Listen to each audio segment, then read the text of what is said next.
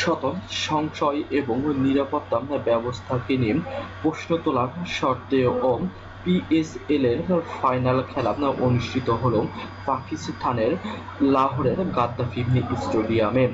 PSL এর শুরু হয়েছিল দুবাইয়ের আরব আমিরাতে এবং এর ফাইনাল খেলা অনুষ্ঠিত হওয়ার কথা ছিল লাহোর গাদ্দাফি স্টেডিয়ামে, কিন্তু নিরাপত্তার সংশয় দেখিয়ে অনেক বিদেশি খেলোয়াড় পিএসএল এর ফাইনালকে প্রত্যাখ্যান করে ফিরে গিয়েছেন নিজের দেশে।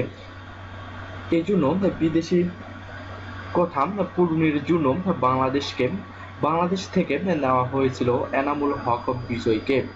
এনামুল হক বিজয় তার জীবনের আশঙ্কা নিয়েও খেলতে গিয়েছিলেন পিএসএল এবং খেলেছেন কয়টা গ্ল্যাডিয়ার্সের হয়ে একটি মাত্র ম্যাচ, সেটিও আবার ফাইনাল ম্যাচ, কিন্তু মাত্র 3 রানে আউট হয়ে যায় এনামুল হক বিজয়।